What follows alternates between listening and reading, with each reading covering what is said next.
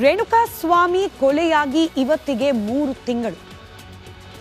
ತನ್ನವರನ್ನ ಕಳೆದುಕೊಂಡ ತಂದೆ ತಾಯಿ, ಹೆತ್ತ ಮಗನನ್ನ ಕಳೆದುಕೊಂಡ ತಂದೆ ತಾಯಿ, ಹಾಗೆ ಪತಿಯನ್ನ ಕಳೆದುಕೊಂಡ ಪತ್ನಿ ಈ ದಿನಕ್ಕೂ ಕೂಡ ನಿರಂತರವಾಗಿ ಪ್ರತಿನಿತ್ಯ ಕಣ್ಣೀರಲ್ಲೇ ಕೈ ತೊಳಿತಾ ಇದ್ದಾರೆ.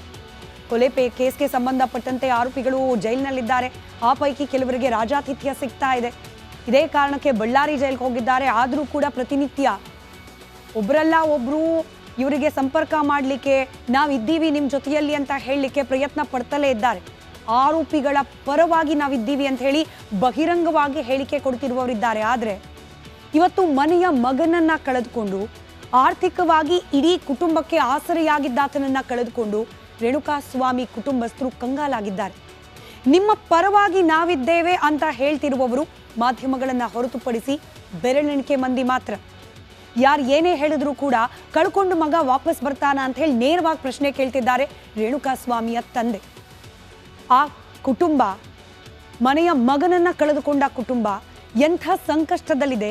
ಪ್ರತಿನಿತ್ಯ ಕಾಲ ಕಳೆಯೋದು, ದಿನಗಳನ್ನ ದೂಡೋದು ಯಾವ ಮಟ್ಟಿಗೆ ಕಷ್ಟವಾಗಿದೆ, ಆ ಕುಟುಂಬದ ಪರಿಸ್ಥಿತಿ ಯಾವ ರೀತಿ ಇದೆ ವಿವರಿಸುತ್ತೆ ಈ ವರದಿ.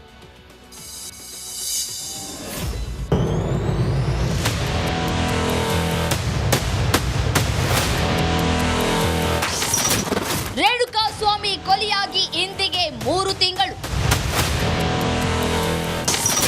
ತಪ್ಪು ಮಾಡಿದ್ದೇ ಯಾರೋ, ಶಿಕ್ಷೆ ಯಾರಿಗೋ. ಮಗನಿಲ್ಲದೆ ಪೋಷಕರು, ಪತಿ ಇಲ್ಲದೆ ಪತ್ನಿ ಕಣ್ಣೀರು.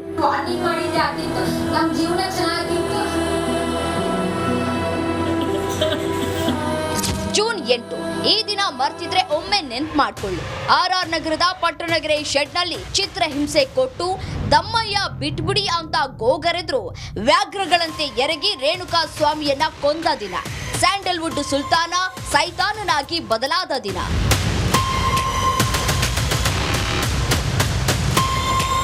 ಚಿತ್ರದುರ್ಗದ ರೇಣುಕಾ ಸ್ವಾಮಿ ಕೊಲೆಯಾಗಿ ಇಂದಿಗೆ 3 ತಿಂಗಳು. ಹೌದು, ಬರೋಬ್ಬರಿ 90 ದಿನ ತೆರೆ ಮೇಲೆ ಹೀರೋ ಆಗಿ ಮಿಂಚಿದ್ದ ಜಗ್ಗು ದಾದ ರೇಣುಕಾ ಸ್ವಾಮಿ ಲೈಫ್ ನಲ್ಲಿ ವಿಲನ್ ಅಂತೆ ಬಂದು ಆತನ ಕಥೆ ಮುಗಿಸಿ ಇಂದಿಗೆ 3 ತಿಂಗಳು. ಮನೆಗೆ ಆಧಾರವಾಗಿದ್ದ ಮಗನನ್ನ ಕಳೆದುಕೊಂಡ ರೇಣುಕಾ ಸ್ವಾಮಿ ತಂದೆ ತಾಯಿ ಹಾಗೂ ಜೀವನ ಸಂಗಾತಿಯನ್ನ ಕಳೆದುಕೊಂಡ ಪತ್ನಿ ಸಹನ ನಿತ್ಯ ಕಣ್ಣೀರಲ್ಲೇ ಬದುಕನ್ನ ದೂಡ್ತಾ ಇದ್ದಾರೆ.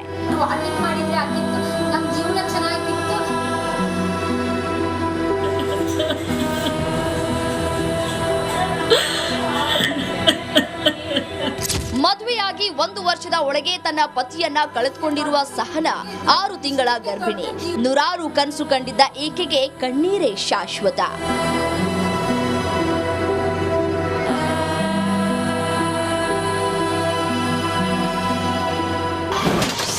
ಕೊಲೆಗಾರ ಕಾಟೇರ ಅರೆಸ್ಟ್ ಆಗಿ 3 ತಿಂಗಳು. ಇತ್ತ ರೇಣುಕಾ ಸ್ವಾಮಿಯನ್ನ ಅಮಾನುಷವಾಗಿ ಕೊಂದ ದರ್ಶನ್ ಅರೆಸ್ಟ್ ಆಗಿ ಸೆಪ್ಟೆಂಬರ್ 11ಕ್ಕೆ 3 ತಿಂಗಳು ಆಗ್ತಾ ಇದೆ. ಸದ್ಯ ಬಳ್ಳಾರಿ ಪಂಜರದಲ್ಲಿ ಬಂಧಿಯಾಗಿ ಬಿಡುಗಡೆಗೆ ಚಡಪಡಿಸ್ತಾ ಇರುವ ದರ್ಶನ್ಗೂ ನಾಳೆ ಶಾಖ ಎದುರಾಗೋ ಎಲ್ಲ ಲಕ್ಷಣಗಳಿದ್ದು ಜೈಲೇ ಖಾಯಂ ಎನ್ನಲಾಗ್ತಾ ಇದೆ. Bureau report, republic Kannada. ಈ ಕಾರ್ಯಕ್ರಮದ ಶುರುವಲ್ಲೂ ಹೇಳಿದೆ, ಹೆಡ್ಲೈನಲ್ಲೂ ಕೂಡ ಹೇಳ್ತಾ ಇದ್ವಿ, ದರ್ಶನ್ಗೆ ನಾಳೆ ಟ್ರಿಪಲ್ ಟ್ರಬಲ್, 3ರ ಕಂಟಕ ಅಂತ. ಹಾಗಾದ್ರೆ ಯಾವುದದು 3 ವಿಚಾರಗಳು, ಯಾವ ರೀತಿ ಕಂಟಕ ಆಗೋ ಸಾಧ್ಯತೆ ಇದೆ ಗಮನಿಸ್ತಾ ಹೋಗೋಣ ಒಂದೊಂದಾಗಿ. ಮೊದಲ ಕಂಟಕ ಜಾಮೀನು ಅರ್ಜಿ.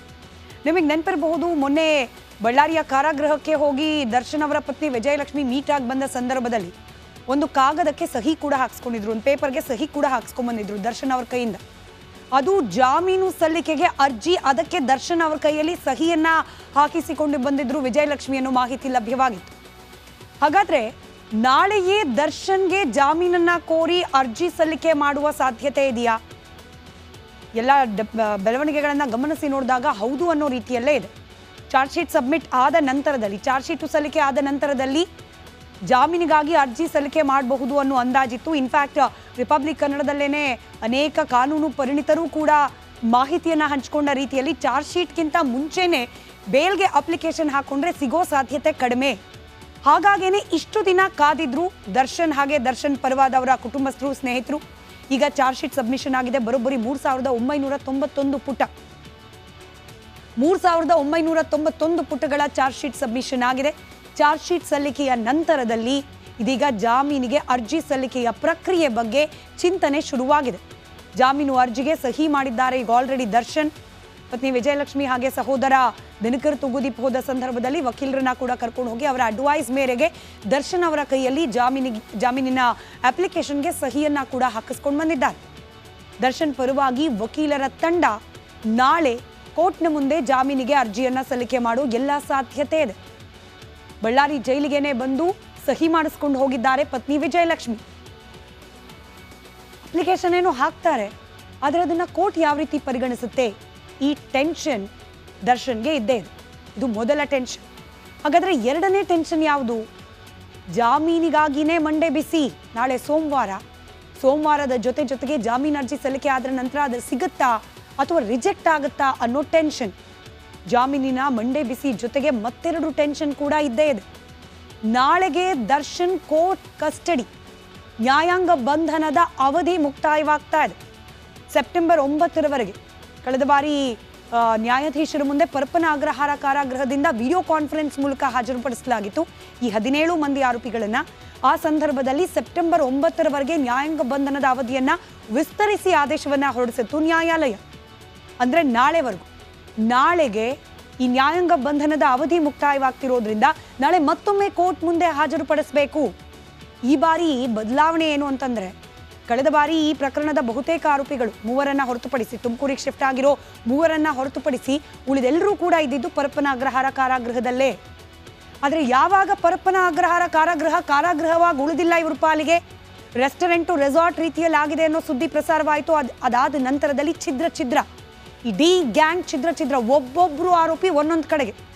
ನಾಳೆ ಜಡ್ಜ್ ಮುಂದೆ ಬೇರೆ ಬೇರೆ ಕಾರಾಗೃಹಗಳಿಂದ ವಿಡಿಯೋ ಕಾನ್ಫರೆನ್ಸ್ ಮೂಲಕ ಹಾಜರಾಗ್ತಾರೆ ರೇಣುಕಾಸ್ವಾಮಿ ಕೊಲೆ ಪ್ರಕರಣದ ಆರೋಪಿಗಳು, ಇನ್ಕ್ಲೂಡಿಂಗ್ ದರ್ಶನ್ ಬಳ್ಳಾರಿಯ ಕಾರಾಗೃಹದಿಂದಲೇ ವಿಡಿಯೋ ಕಾನ್ಫರೆನ್ಸ್ ಮೂಲಕ ಜಡ್ಜ್ ಮುಂದೆ ಹಾಜರಾಗೋ ಸಾಧ್ಯತೆ ಇದೆ, ಬಳ್ಳಾರಿ ಜೈಲಿನಿಂದಲೇ. ಹೀಗಾಗಿ ನ್ಯಾಯಾಂಗ ಬಂಧನದ ಅವಧಿ ಮುಕ್ತಾಯವಾದರೂ ಕೂಡ ಮತ್ತಷ್ಟು ದಿನ ಜೈಲಿನಲ್ಲೇ ಕಳೆಯೋದು ಬಹುತೇಕ ಕನ್ಫರ್ಮ್. ಮತ್ತೆ ಕೋರ್ಟ್ ಮುಂದೆ ಹಾಜರಾದರೂ ಕೂಡ ನ್ಯಾಯಾಂಗ ಬಂಧನದ ಅವಧಿಯನ್ನೇ ವಿಸ್ತರಣೆ ಮಾಡೋ ಸಾಧ್ಯತೆ ಇದೆ. ಚಾರ್ಜ್ ಶೀಟ್ ಸಬ್ಮಿಟ್ ಮಾಡೋ ಸಂದರ್ಭದಲ್ಲಿ ತನಿಖಾಧಿಕಾರಿಗಳು ಸ್ಪಷ್ಟವಾಗಿ ಹೇಳಿದ್ದಾರೆ, ತನಿಖೆ ಪೂರ್ಣಗೊಂಡಿಲ್ಲ, ಇನ್ನೂ ಒಂದಷ್ಟು ಡಾಕ್ಯುಮೆಂಟ್ಗಳು FSLನಿಂದ ಬರೋದು ಬಾಕಿ ಇದೆ, ಇನ್ನು 8 ವಿಚಾರಕ್ಕೆ ಸಂಬಂಧಪಟ್ಟಂತೆ ರಿಪೋರ್ಟ್ ತಯಾರಾಗೋದು ಬಾಕಿ ಇದೆ. ಹೀಗೆ ತನಿಖೆ ಪರಿಪೂರ್ಣವಾಗದೆ ಹೊರತು ನ್ಯಾಯಾಂಗ ಬಂಧನದಿಂದ ಮುಕ್ತಿ ಸಾಧ್ಯತೆ ಕಡಿಮೆ.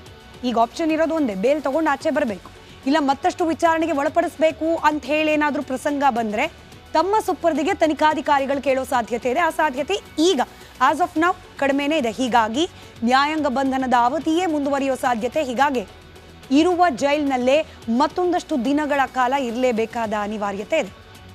ಮೂರನೇ ಕಂಟಕ, ಮೂರನೇ ಟೆನ್ಷನ್ ಯಾವುದು ಅದನ್ನು ಕೂಡ ಗಮನಿಸ್ತಾ ಹೋಗೋಣ. ಮನೆ ಊಟ ಬೇಕು ಅಂತ ಹೇಳಿ ಕೋರ್ಟ್ನ ಮುಂದೆ ಅಪ್ಲಿಕೇಶನ್ ಮೇಲೆ ಅಪ್ಲಿಕೇಶನ್ ಅನ್ನು ಸಲ್ಲಿಸ್ತಾ ಇದ್ದಾರೆ ದರ್ಶನ್. ನಾಳೆ ಈ ವಿಚಾರ ಕೂಡ ಕೋರ್ಟ್ ಮುಂದೆ ವಿಚಾರಣೆಗೆ ಬರ್ತಾ ಇದೆ. ಇಷ್ಟು ದಿನಗಳ ಕಾಲ ಕೋರ್ಟ್ನ ಮುಂದೆ ಪದೇ ವಿಚಾರಣೆಗೆ ಬಂದರೂ ಕೂಡ ಅನುಮತಿ ಅಂತ ಹೇಳಿ ಸಿಕ್ಕಿಲ್ಲ ದರ್ಶನ್ಗೆ. ಮನೆ ಊಟವನ್ನು ತರಿಸ್ಕೊಂಡು ತಿನ್ನಿಕ್ಕೆ ಪರಪ್ಪನ ಅಗ್ರಹಾರ ಕಾರಾಗೃಹದಲ್ಲಿ ಇರ್ತಾನೆ ಸಿಕ್ಕಿಲ್ಲ. ಈಗ ದೂರದ ಬಳ್ಳಾರಿಯಲ್ಲಿ ಮನೆ ಊಟಕ್ಕೆ ಅವಕಾಶ ಸಿಕ್ಕಿದ್ರೂ ಕೂಡ ಮನೆಯಿಂದ ಹೋಗುತ್ತಾ, ಬೆಂಗಳೂರಿನಿಂದ ಹೋಗುತ್ತಾ, ಪಾಸಿಬಿಲಿಟೀಸ್ ಕಮ್ಮಿ. ಅದಕ್ಕೆ ಪರ್ಯಾಯ ವ್ಯವಸ್ಥೆಯನ್ನು ಮಾಡ್ಕೊಳ್ಬೇಕಾಗತ್ತೆ. ಅದು ಅವ್ರ ಹೆಡ್ಡೇಕ್, ಅವ್ರ ತಲೆ ಬಿಸಿ. ಆದರೆ ಕೋರ್ಟ್ ಇದನ್ನು ಯಾವ ರೀತಿ ಪರಿಗಣಿಸುತ್ತೆ ಅನ್ನೋದು ಸದ್ಯಕ್ಕಿರುವ ಕುತೂಹಲ. ನಾಳೆಯಾದರೂ ಸಿಗುತ್ತಾ ಮನೆಯೂಟದ ಭಾಗ್ಯ? ಮನೆಯೂಟಕ್ಕಾಗಿ ಸಾಲು ಅರ್ಜಿಯನ್ನು ಹಾಕಿದ್ದಾರೆ ದರ್ಶನ್ ಪರ ವಕೀಲರು.